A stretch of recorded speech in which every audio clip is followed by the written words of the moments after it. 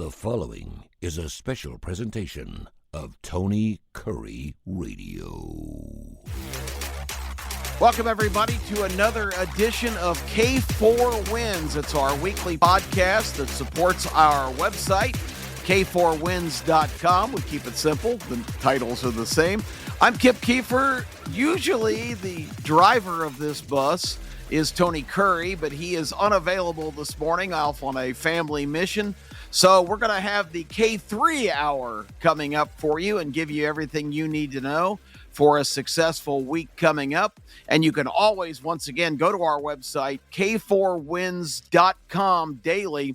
And the man who takes care of those functions and keeps you up to date on everything that's going through our pointy little heads in terms of what we like and what we don't like, and sports commentary and betting advice each week, is Gregory. He is with us here on the broadcast.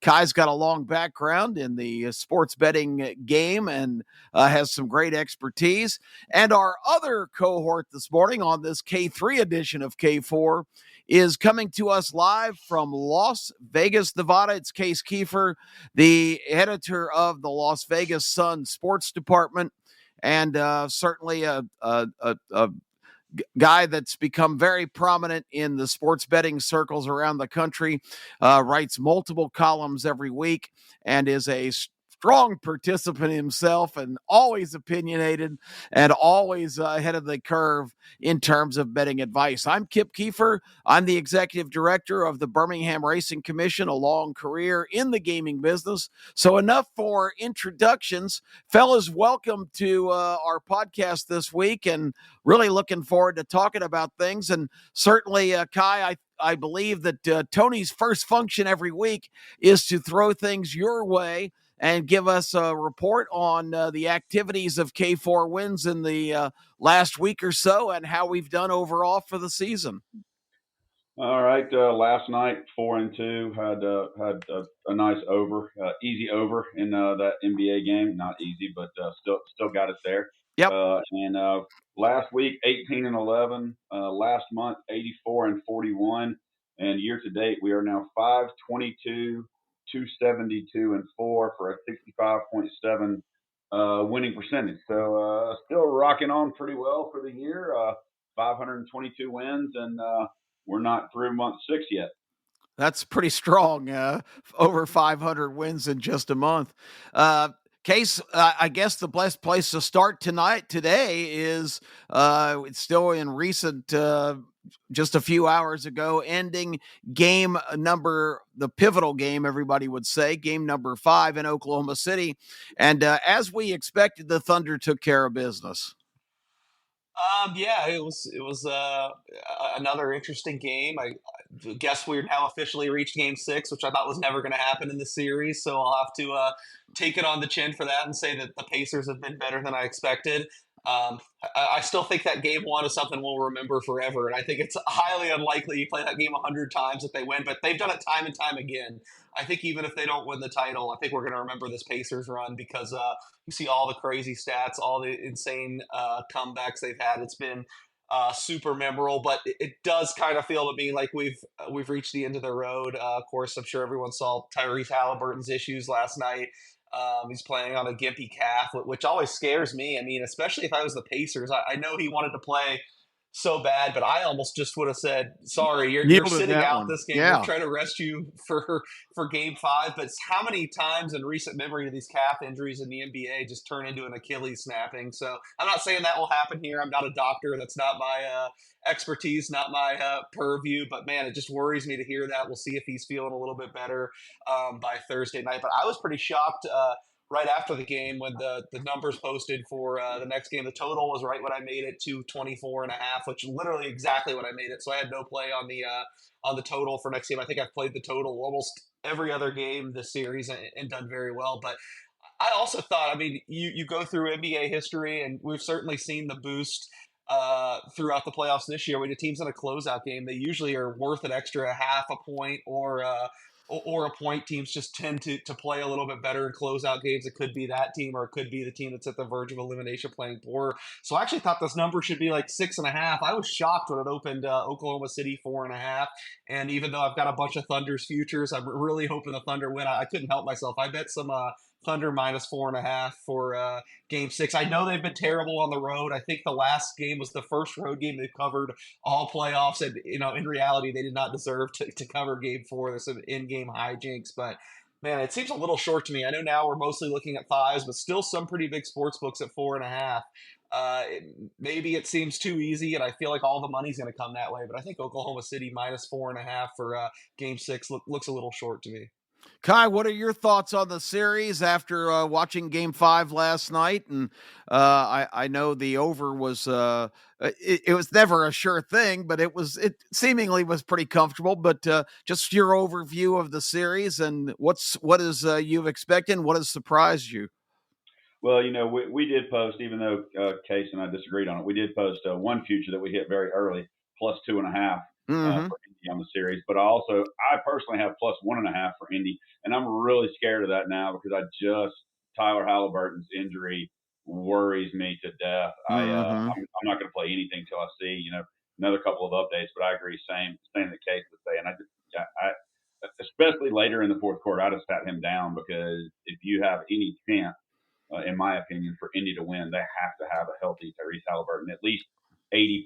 And to me, he looked like a decoy most of the second half, especially the fourth quarter when he was in there. He just kind of looked like a decoy on offense that wasn't moving great, in my opinion. So if we don't see something talking about, him being much better and a real report of him being much better, I would have to side with Case and go with OKC in that game. Yeah, because he's such a key player on that team, and if he's even less than 100%, which he almost certainly is going to be, it's going to be extremely difficult for them to stay alive. I would say my knee-jerk reaction is if Halliburton was good to go, I would expect Indiana going back home, just the way the series has trended, to make the one last stand and get out of there to go to a Game 7, only to probably be swamped if they go back to Oklahoma City. But now all bets are off, and that's very appropriate cliche in this situation until we can gauge Halliburton's condition. But I still, at best case scenario, he's not going to be even close to 100%. I don't think. There's no way. So I'm inclined to agree with you guys. I said going into the series that everything on paper, everything from a sensibility standpoint and what we've observed all year, Oklahoma City, I thought was inevitably going to be the champion. But I said I've been so surprised by this Indiana team and the fight and the resilience they've had, the way they handled Cleveland, the way they kind of bowed up and repelled the New York charge. I said nothing about this team would surprise me if they did play above and beyond their capability. And I think that forecast has been pretty good. But yeah, now there's a dark shadow on this series, and I tend to agree with you guys. Tyrese Halliburton is such a key player, and he's clearly not right. So it's hard for me to imagine them even making that last stand and keeping this series alive.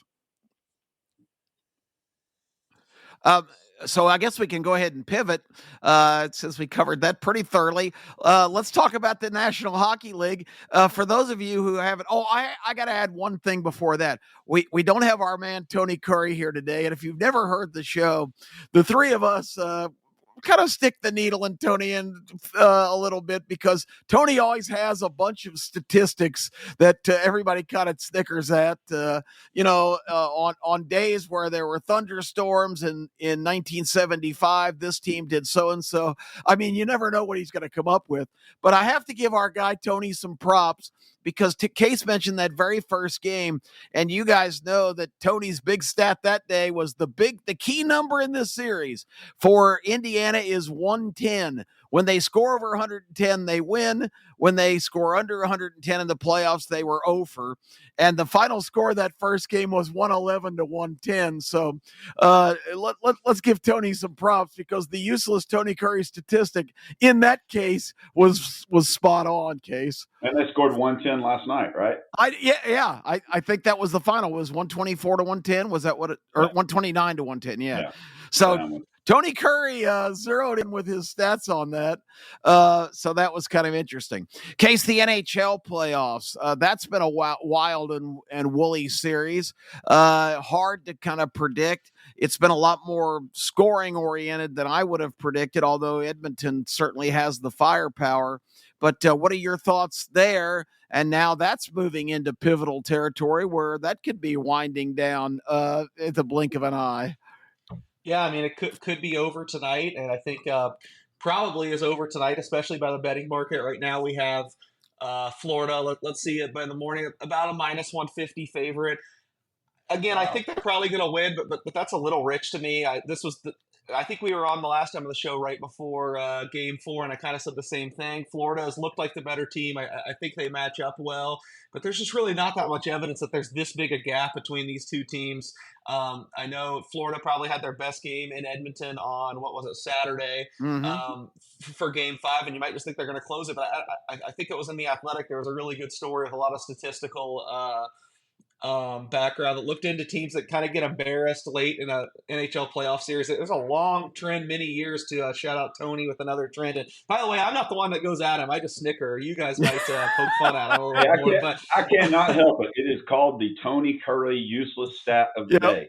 And that is what it is. It is the Tony Curry useless stat. And let's be honest, he has like 12 of them a day. We only talk about one. He does. Yeah. And Kai's been dealing with Tony for like 30 years, so he is the designated agitator around here.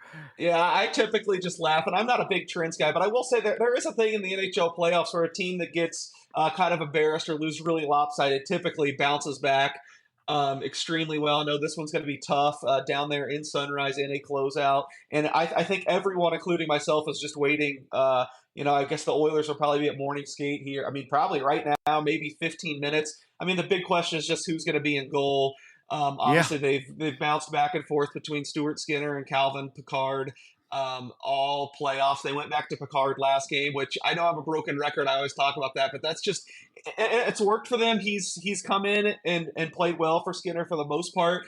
But you can hate Stuart Skinner as much as you want. You can tell me he's the worst NHL starting goalie in the league, which I would disagree with. But even then, I think that's as far as you could put him down. He's like the 32nd best goalie in the league. I mean, Calvin Pickard's not top 50. This is a guy who's been a minor leaguer, a journeyman most of his career. So to me, if you get a notification, if we hear on the show or whenever that it's going to be Stuart Skinner, I think the value's got to be on Edmonton plus 135 tonight. Florida, the likeliest winner, but plus 135, that equals out to giving Edmonton about a 42% chance. And again, I just don't think there's that big of a separation between these two teams. We'll see what way the market goes. It's really been bouncing around a lot this whole series, but ultimately plus 135 is my buy point. It was the same way for Game 4. I ended up doing it, and Edmonton won.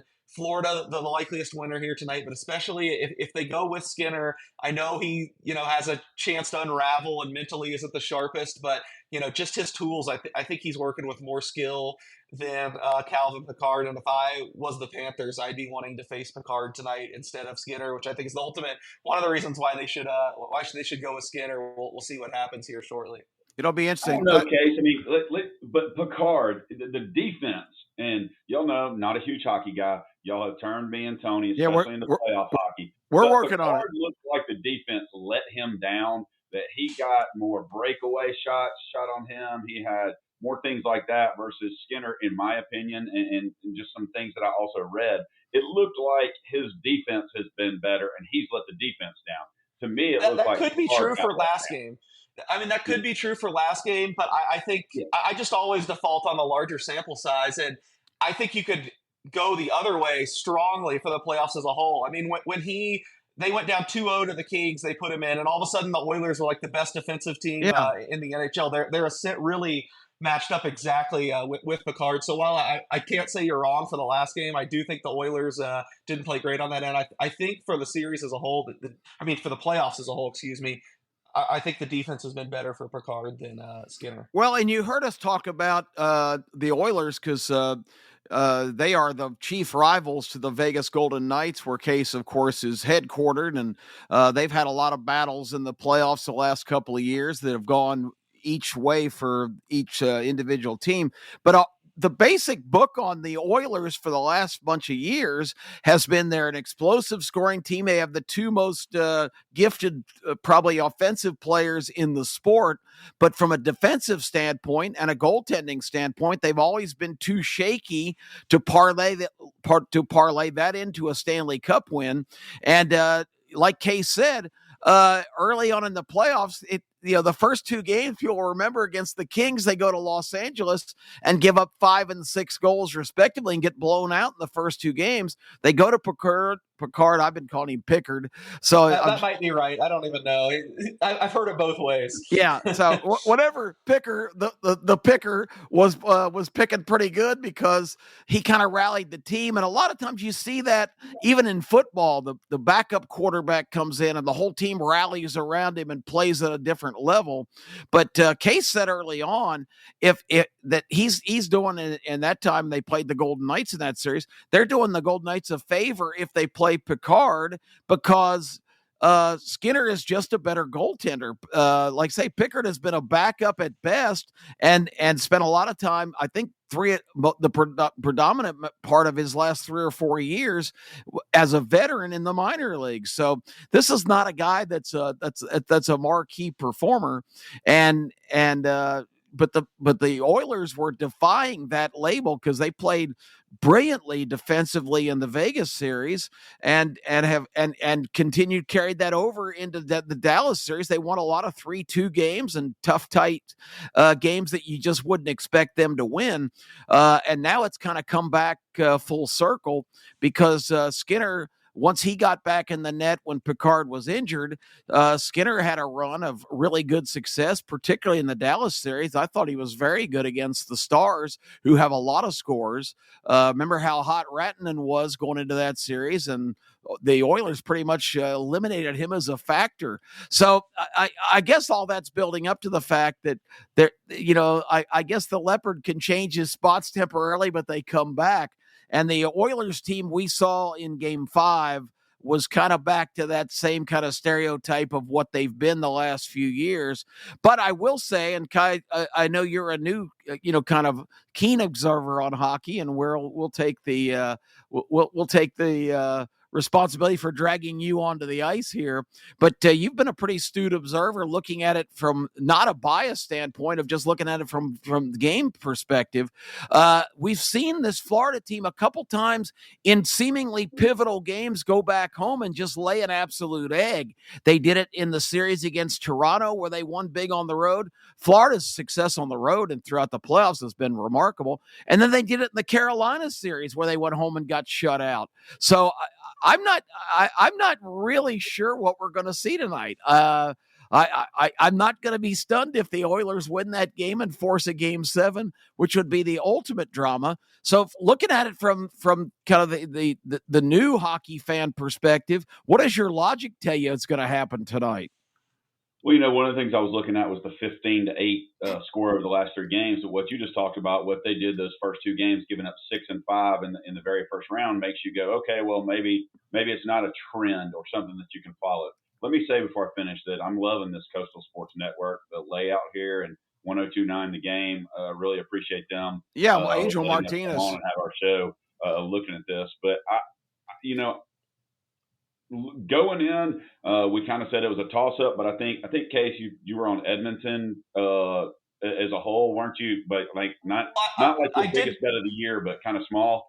Well, no, I had Edmonton. I had a really big Edmonton future, and I actually kind of hedged it. The only thing I bet futures while I was going on this series was I said Florida plus 1.5 games minus 200. I know people don't like minus 200, but that was what I gave out officially and made a huge bet on. So that's already in the bank. Okay, cool. So I personally, just watching it, I like the way Florida is playing on offense, especially and the way they're attacking. from somebody who hasn't been watching hockey for 20 years, I feel like Florida is attacking the goal more and attacking on defense more. Is really what I've seen in the last couple of games. So I think Florida's going to buck their trend and they're going to close them out tonight. I'm not going to lay 150. I don't really want to do that if it would come down a little bit. And I think if they announce that Skinner's going to be in goal, maybe it drops down to 140 at game time, then something like that.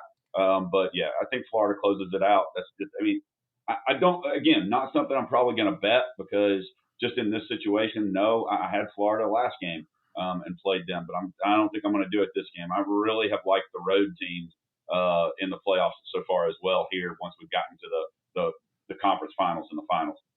Yeah, I just get the feeling, and you guys can agree or disagree, but I get the feeling that one of these games is due to go under the total. And a lot of times when the pressure's on and the games mean more, it seems like it just doesn't make the scoring fest that we've seen in this series kind of figures to ebb a little bit.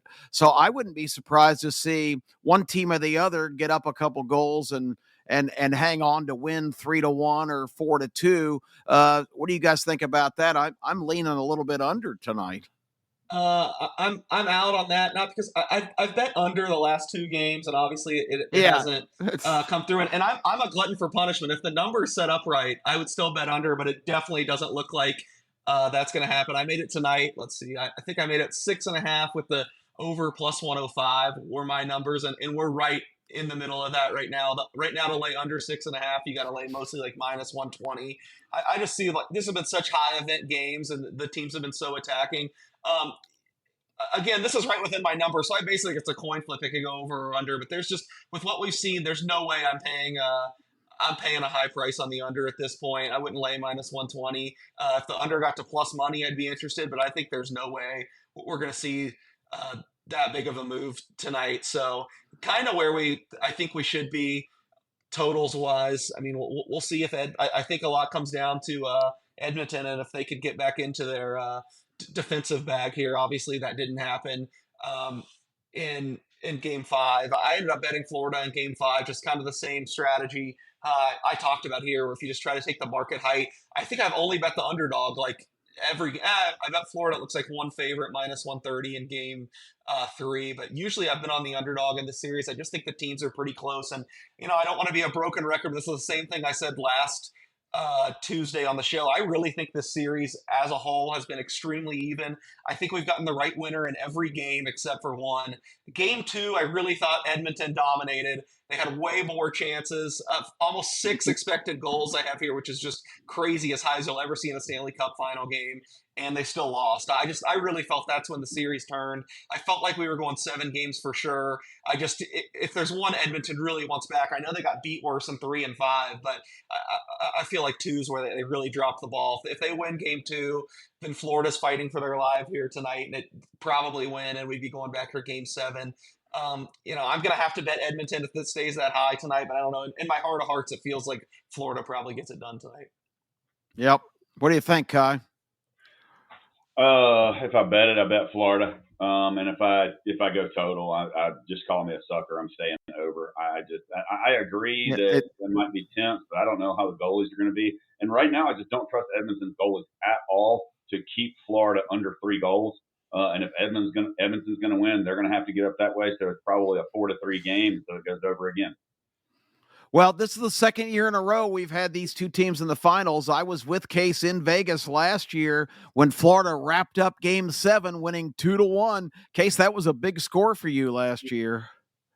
Yeah, and this year would be too if Edmonton could win. I had a lot of Florida futures last year, and I really think that series ended up coming down to home ice, and Florida won in game 7. That's kind of Kai was right, even though I didn't bet on them, so I had the futures. My official pick on the series was Edmonton in 7, and that was just because I feel like these teams are so close that if it got to a game 7, I feel like I'd have to take the home team. I still stand by that, so if Edmonton does win tonight, I think they have a great chance to win in 7. I'm glad you brought up that series, though.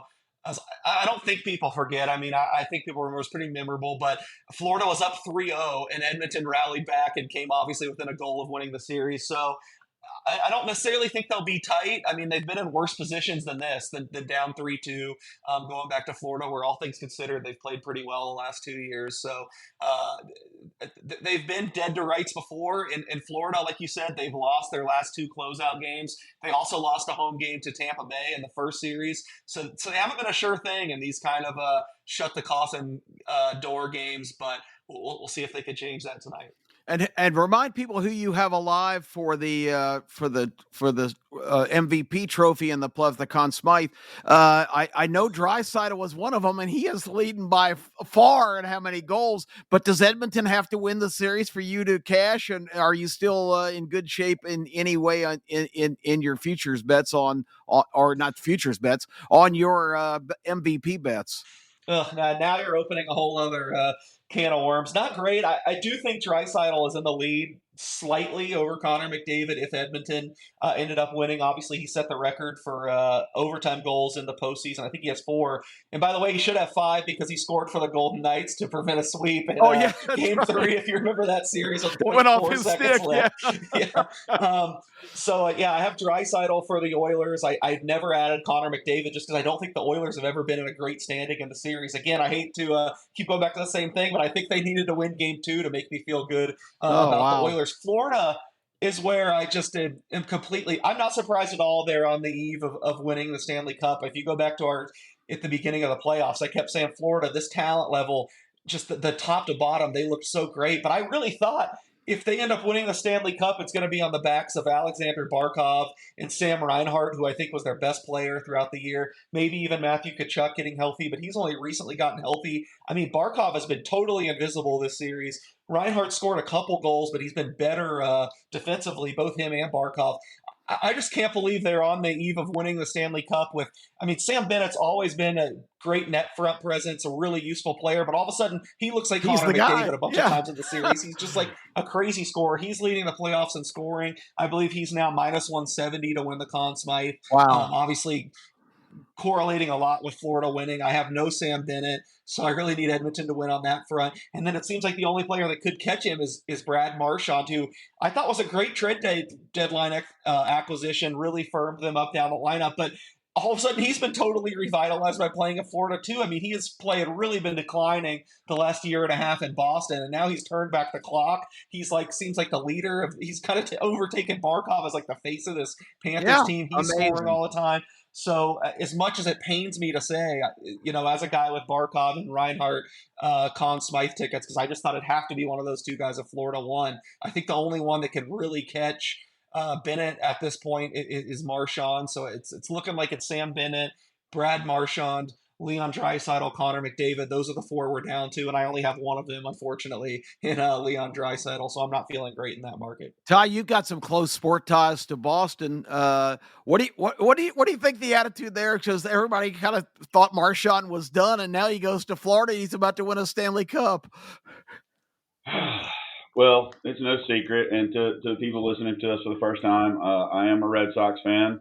Loved the Red Sox since birth. Will always love them. I'm a Bruins fan just because it's Boston. However, I'm more of a Nashville Predators fan just because of the fact it's closer to here. Yeah. But I've got family that lives in Boston, and they were heartbroken when he started getting better there, because I feel like he's actually playing better now.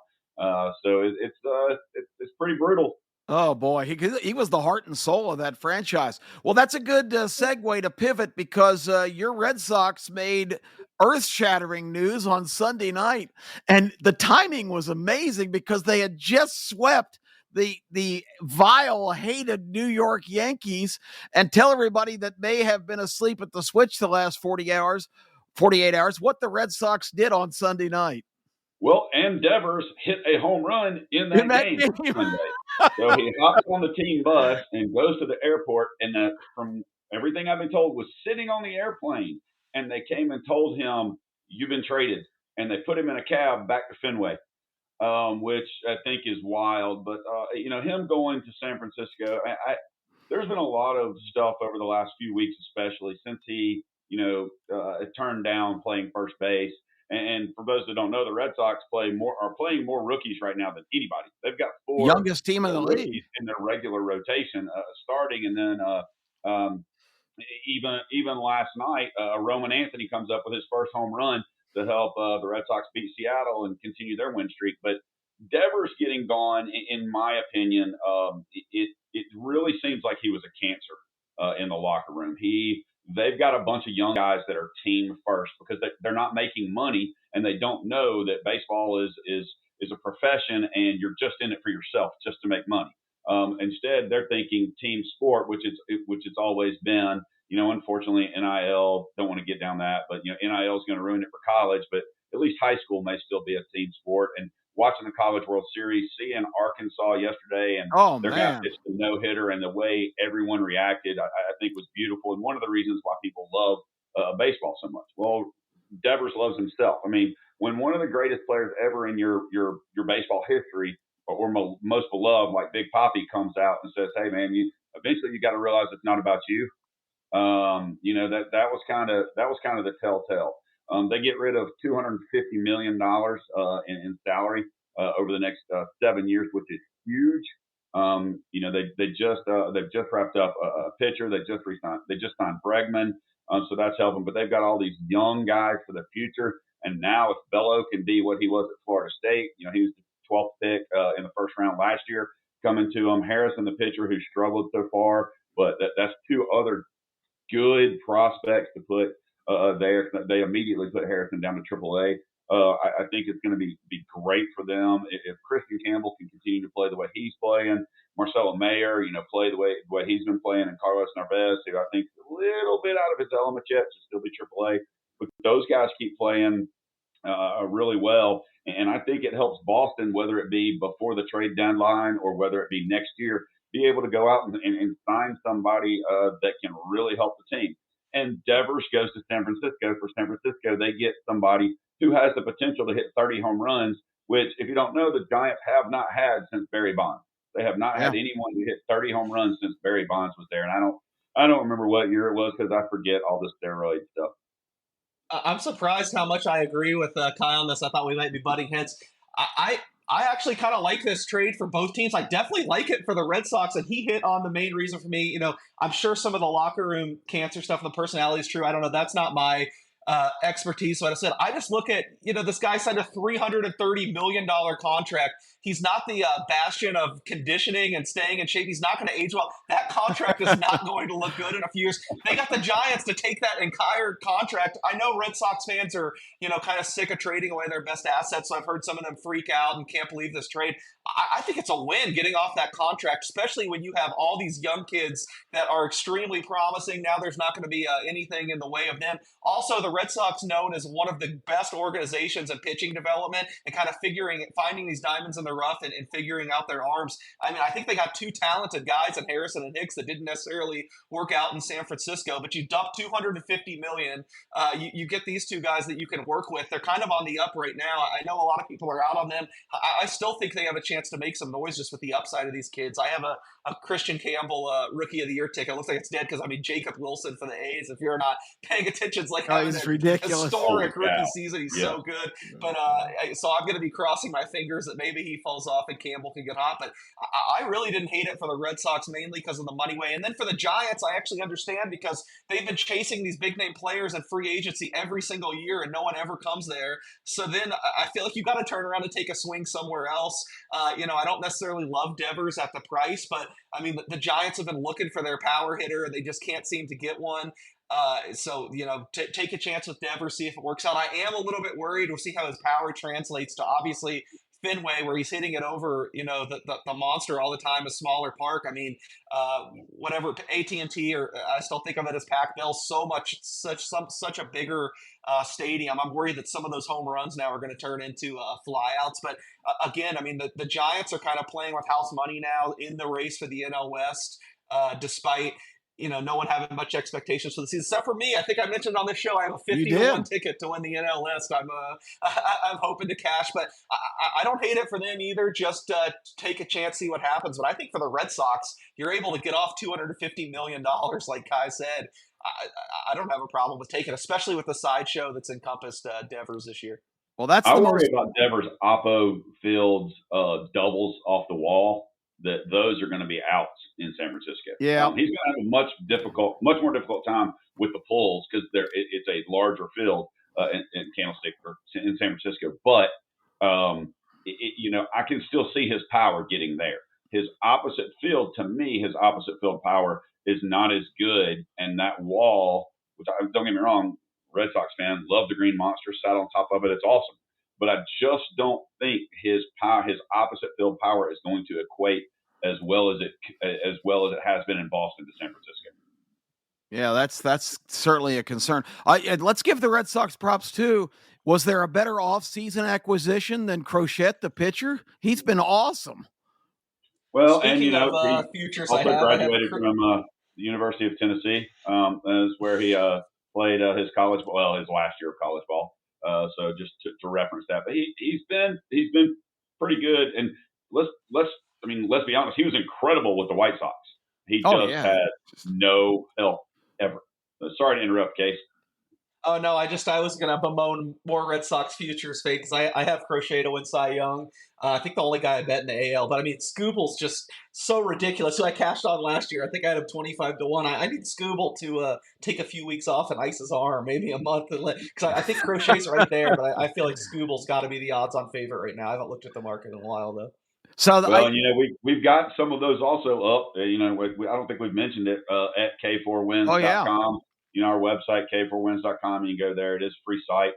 We've got a lot of great things up there. Kip, we still have the horse racing blog you had. We had the last one. We're going to get another one before the next one. And we're going to have a couple of really good write-ups. Kip is going to, I'm putting him on the spot here, give us a nice SEC football preview write-up before the season begins, which, is his specialty. And it should be incredible coming up. Looking forward to that. Looking forward to talking more baseball though. Yeah, Kai's on fire with the segues today because it's never too soon to talk about college football, and I want to get into that a little bit. But before we leave the ball diamonds, what other impressions do you guys have? We're not to the All-Star break yet. Usually that's where everybody kind of assesses what's happening. Of course, that's right around the trade deadline. What just off the top of your heads, what teams are the biggest surprises, and what team may be the biggest disappointment or disappointments? Kai, what do you think? Well, again, one of the greatest things about being here on the Coastal Sports Network and 102.9 The Game is that we're live, and so we can actually talk about games that are happening today. Also, yes, people keep those. So I think one of the greatest stats for me, and it might be a Tony Curry useless stat, but one of the greatest stats for me as a Red Sox fan is the fact that the Yankees have not led in a baseball game since Thursday night against Kansas City. And they're not scoring any runs. They've only scored 5 runs in their last 5 games. 3 of them losses. Best record in baseball, Detroit Tigers. Now it's because they played, one more game than everybody else on that. Your best home record, the Mets, 27-10. Worst home record, no surprise, Colorado Rockies, 7-27. Your best road record is Detroit at 22-16, and the worst road record is the White Sox at 7-31. To me, the teams you always expect to be there are pretty much leading. It has been shocking to me how poorly the Padres have played since their start. In my opinion, but the hottest teams in baseball right now, just over the last 10. I mean, the Red Sox, since they've won 6 in a row, are 8-2. Houston is 7-3, which that really boggles my mind because I just don't think very much of that team. But I was trying to see where I had Minnesota 2-8 in their last 10. And they've been getting clobbered. Yes, they have fallen off just tremendously because they had that long winning streak. Yeah. I mean, it's been horrendous. So to me, I think the Yankees' last 5 games has been shocking. Red Sox have never expected the Red Sox to squeeze them, especially with the pitching matchups that were going on in that. But just looking at some of those things is the reason for some of the games I really like today. I mean, there's really high juice in the Pittsburgh-Detroit game, but you can't bet against Detroit, in my opinion, tonight when Pitt's road record 10-25 and Mize is on the mound for Detroit. There's some just great matchups, including Minnesota at Cincy. Cincy, Tony's team is only a minus 20 in this situation, and Minnesota's lost 8 of their last 10 games. So there's some great matchups today, and unfortunately, I do think the Yankees may get back on the winning side. But I also really like San Francisco, even though it's minus 55 now in their game against Cleveland tonight with Devers' debut. Case, what are your just general thoughts on where we are in the baseball season? What are you surprised by? And of course, probably it seems like everybody in the world's a Yankee fan. What's your impressions of them? How can this team have a complete power outage? Yeah, it's been a little strange. I just think maybe it's a crash back down to earth because they are just running so hot for the beginning of the year, hitting so many homers. And I will say, I actually looked this up live on the show maybe last week or 2 weeks ago, and then you dropped off. We couldn't talk about it. But leading the league in strand rate is the Yankees. They strand more runners in scoring position than anyone. I was looking it up because you were complaining about the Braves. I think the Braves are actually third. This was a week ago. Yeah, I'll have to find it again to see. But pretty crazy that the Yankees, for as many runs as they've scored, number one in the league in strand rate. Usually there's a lot of noise in that. It's pretty random. It ends up evening out. I don't really even think that's been a problem here in the losing streak. They just haven't been getting enough runners on base in general. I will say my overarching team that I've been so impressed by over the last month that I would look out for correlates with the Yankees because I guess we should never be surprised with this organization. I just think they're smarter than everyone. They always outdo expectations, but the Rays are red hot. I believe they're like 2.5 back. Yeah, swept the Mets. The Yankees now. A lot of these young pitchers are playing better. Their offense has leveled up. I thought going into the year you could convince me any of these 5 teams were going to win the AL East. I ended up largely backing the Red Sox, which looks like a mistake now, although I don't necessarily, not counting the Red Sox totally out now, especially not as far as making the playoffs. They're right in the thick of the wild card race. But, with as well as the Yankees have hit for the year, I think it's going to be kind of hard to come back from 6 games. So if I'm the Yankees, the only team I'm starting to see in my rearview mirror that worries me a little bit is the Rays. Doesn't make much sense because talent-wise they're so far behind, but this is just what they do. They find edges in the most minuscule ways, and it seems like they're doing it again this year. We'll see if that can continue, but I've been so impressed by the Rays here over the last month or a few weeks. Yeah, because Kai was just saying the Mets have the best home record in baseball. The Rays just went into New York and swept them over the weekend. So it's a crazy season. I'm not going to moan about the Braves. I do that plenty online and every place else, but boy, they're a disappointment. And maybe this is a little bit out of sorts because Brian Snitker's an organization man. He's beloved there. He's been with the organization 35 years. He got a World Series a couple of years ago, but this team just doesn't play with very much urgency or passion. There's this attitude, even amongst my friends in Atlanta, longtime Braves fans. You guys even said it a couple of weeks ago that this team is going to make a run. I keep watching, guys, and I don't see any run in this team. A team that cannot put the ball in play with the bases loaded, nobody out, constantly strands opportunities. They've got starting pitching that has stepped up to. Grant Holmes struck out 15 guys the other day, and they lost 10-1 to the Rockies. It's just a disaster in Atlanta, and I don't see it getting any better.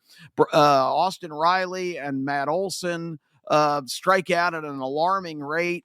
Acuna's back, and thank God for that because he's picked up pretty much right where he left off.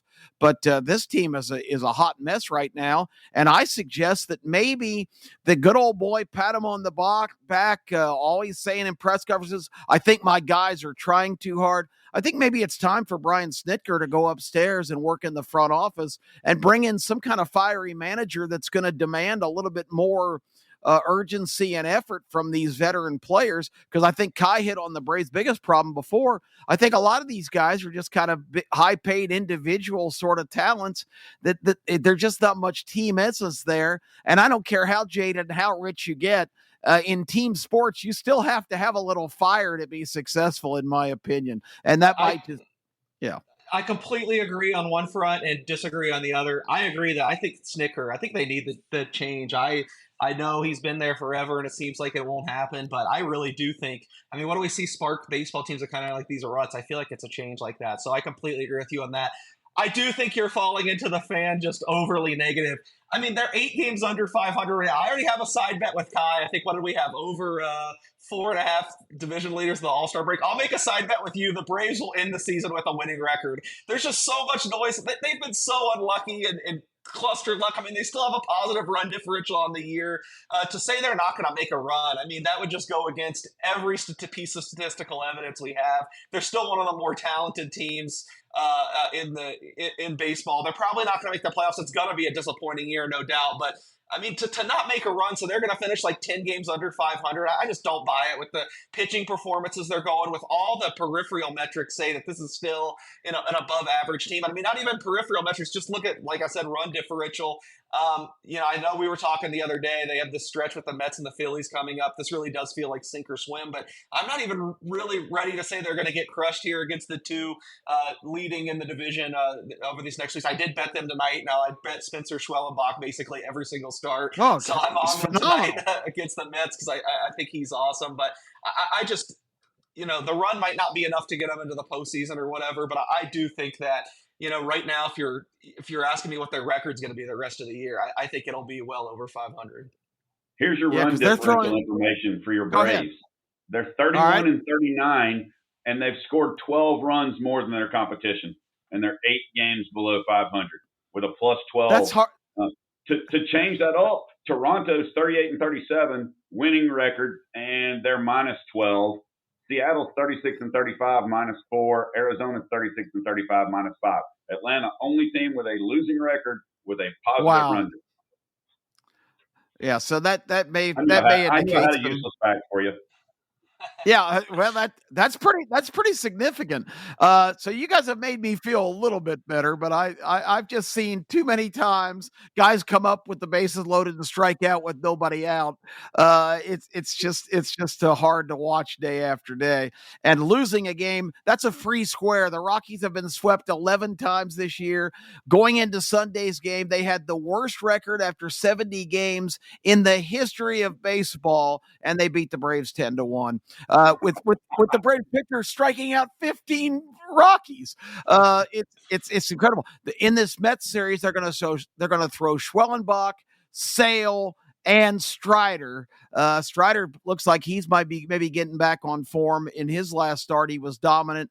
So I don't know. We'll see. But this team is too good to be wallowing like they are.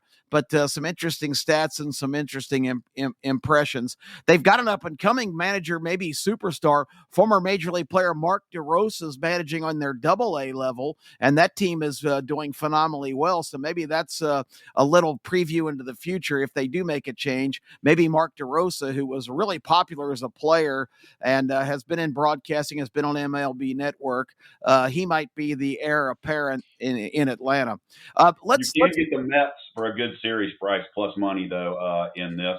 Really? Even the Mets are pretty much 500 on the road, but if they go 2-1 versus that pitching, I think you can get them plus 65 on a series price right now in Atlanta. So I would take it in a heartbeat. Don't shake your head. I'm sticking to the Braves. I like the Braves in this series, especially tonight. I like Schwellenbach, but we'll see.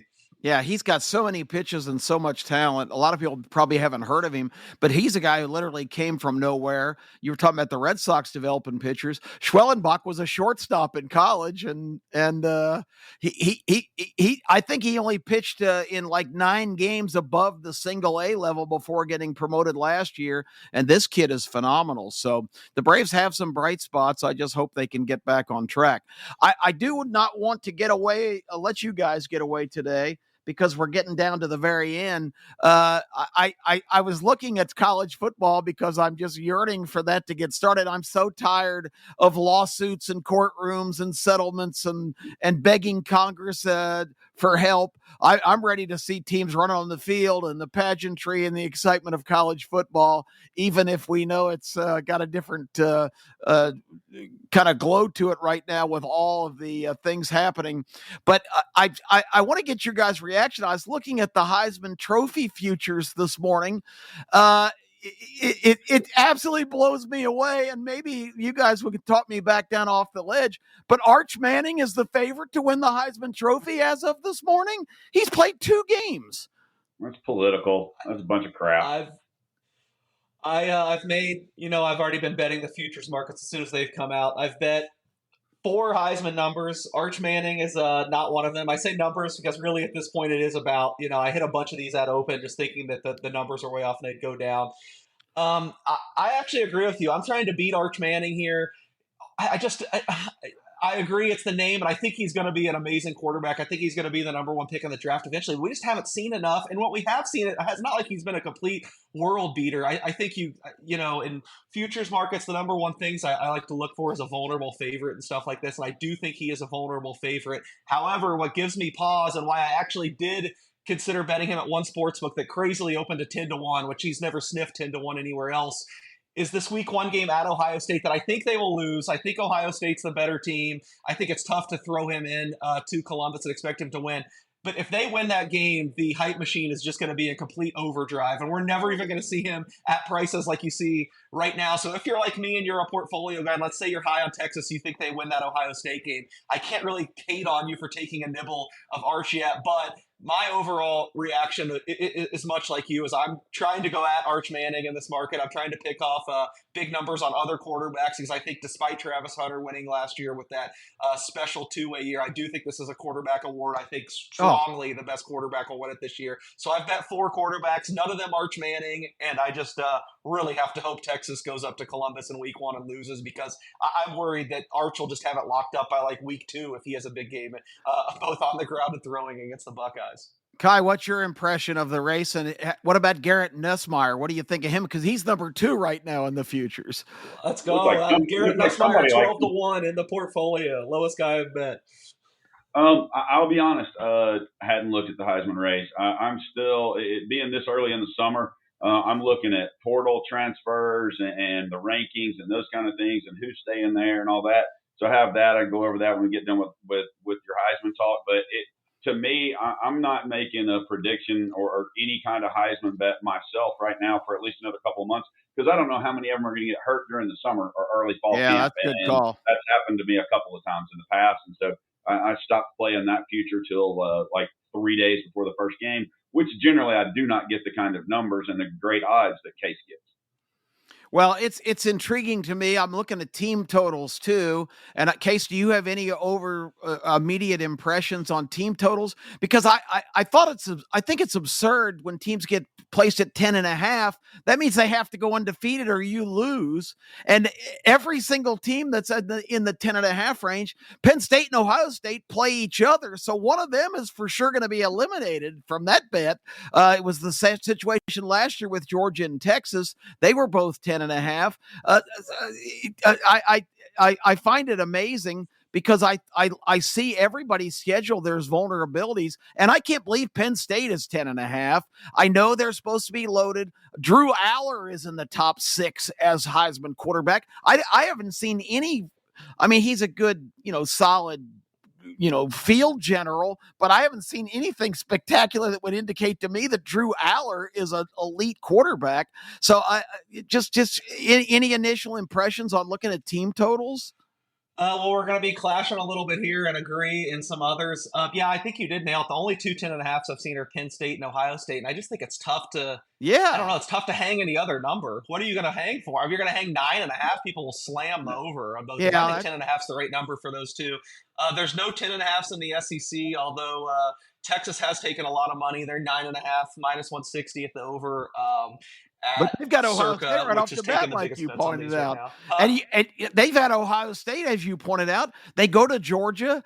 Even 9.5. I just think this is an interesting dynamic to discuss more at length as we get closer to the season, these team totals. Well, a lot of them also. Go ahead. Well, I was just going to say where we disagree, it should be no surprise to people who watched the show last year. And I will say, I'm a little uncomfortable with how much love they're getting because I bet this looking at who they had coming back.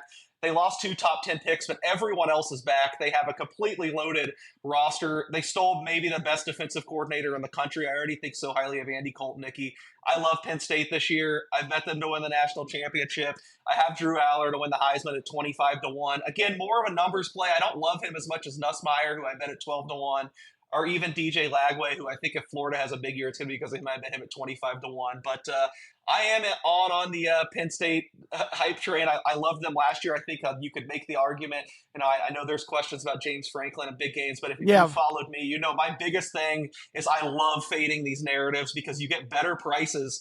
Georgia was the team that couldn't get it done forever, so I happily bet them 12-1 to win the national championship in 2021 or whatever it was they won. Michigan couldn't get it done. They rolled to the national championship. I think at least when I bet it, you were getting better prices on Penn State because of their reputation. I will say now it kind of makes me cringe. I'm seeing all these preview magazines come out. They're number 1 in the nation. A bunch of people are calling them for what I thought I was going to be out on a limb, which I still kind of am at the numbers I got. But I am pretty high on Penn State. I think them and Ohio State are neck and neck in the Big Ten. And bottom line, you're not getting the prices on Ohio State that you could get on Penn State. So that's why I'm officially a Nittany Lion going into the season. Kai, bring us to the house with your early impressions of this year's college football season. Well, I'm going to go to the opposite end of the spectrum from where Case went because looking at teams that are in the preseason, way too early, Sporting News top 25, like Florida, whose over-under is 7.5 and the juice is 35 to the under, or to Miami, who over under 8.5, but their over is 170. So you're telling me Carson Beck is going to do better than Cam Ward? No. They're lucky they play in a weak conference. Then you got Ole Miss over under 8.5, 145. I think Lane, even though they again cleaned up, he's Mr. Portal, did that. But you got Notre Dame at 10.5, plus 20 to the over, minus 60 to the under. Ohio State is minus 45 on that under 10.5. But then where's South Carolina? South Carolina is top 25 preseason, and they're over under 7.5. Wow. How are you going to be top 25 and it be 7.5? Tennessee, top 25, over under 8.5. I don't think 8-4 is not going to get you, where it could. But some of the things I wanted to point out just to look at as we get a little bit further, top 10 transfer schools out of the portal. LSU, Texas Tech, Miami, Ole Miss, Oregon, Florida State, Missouri, Auburn, North Carolina, Kentucky. You know why North Carolina actually snuck in the top 10? Because they had 30 3-star transfers, only to be outdone by West Virginia, who was like number 70, with 49 3-star transfers. Oh, my gosh. Pretty awesome. So we got multiple mediocre players, and that's going to propel us to the promised land. Well, we'll see if that works out. Guys, this has been great. I'm going to throw out, as we wrap it up here, my absolute dark horse, and I saw today he's like plus 2,500 to win the Heisman Trophy. It's a quarterback. I think John Mateer is going to be one of the most intriguing guys to watch this year at Oklahoma, coming with his offensive coordinator. Can he bring that? He threw for a gazillion yards last year at Washington State. That's the kind of guy with the glitz and maybe the potential to really light it up, and we'll see what he does in the SEC. But that's the name that I'm going to throw out here as the ultimate dark horse. Case, any merit to that idea? I have not bet that, but I like that a lot. That's one guy I would look at. I do think, if he didn't come with Ben Arbuckle, or if it was one of the two, I would be kind of skeptical, but both of them, I really like their potential. I haven't bet any win totals yet, but they were one certainly. I was looking at the over. I'm just a little bit worried about their schedule. It's one of the toughest in the SEC, and I'm just not a big Venable guy. But I do think he's been very smart. It looks like he's handed over both units, and I do think this offense should be a lot better. So I like the way you're thinking. It's ultimately not one I've gotten to, but if I had to make a list of I've mentioned that I bet 4, so I might as well just list them in case I haven't yet. The guys I've bet, if I would add to it, I might be him. I bet Garrett Nussmeier at 12-1, DJ Lagway at 25-1, who it's interesting. Kai mentioned Miami and Florida in the same breath, because I think this is two where I'm really going to be on the edge of my seat looking for updates. and this goes into the injury thing. I bet this before the injuries come out. I mean, both DJ Lagway and Carson Beck didn't throw a single pass during spring practice with shoulder injuries, I believe. So this is going to be a terrible bet if Lagway's actually hurt. But I think that these are two camps I'm really going to be tied into to see how Lagway and Beck are looking. I wouldn't rule out Beck doing well at Miami. He's not going to be better than Cam Ward, like Kai said. I think where Miami could potentially be better is their defense just gave up so many points last year and was such a disaster. Usually offense this is one of the biggest lessons I can impart when handicapping teams going into the year and look at stuff like win totals.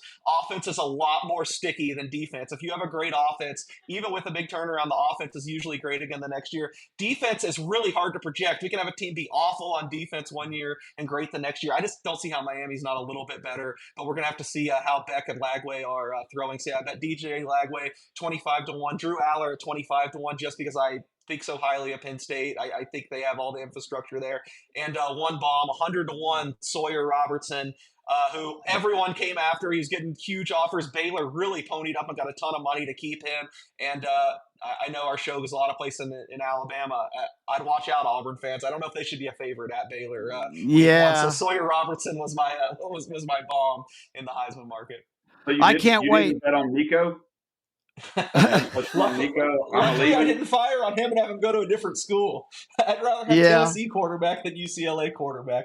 But you got Joey Aguilar, Kai. You're in good shape there. We'll see what happens. Brandon Tate on the next year. That sounds good. Hey, guys, this has been great. We will, this K3 edition, go to K4Wins.com. Kai is the keeper of the crypt there and has all kinds of great information up for your perusal. It's a free site, K4Wins.com. Check it out frequently because betting on sports is exciting. Winning when you bet on sports is a hell of a lot more exciting, and that's kind of our creed here on the show. We're going to have the fourth member of the team back next week for some more useless stats and all of his amusing contributions. Our main man, Tony Kurre, we missed him today, so tune in for that next week. Thank you to Angel Martinez and the Coastal Sports Network and the game down in Florida for having us in today, and we will be with you the next time right here on the K4Wins podcast. For Case Keefer, Kai Gregory, and Kip Keefer, have a great week, everybody. This has been a special presentation of Tony Kurre Radio.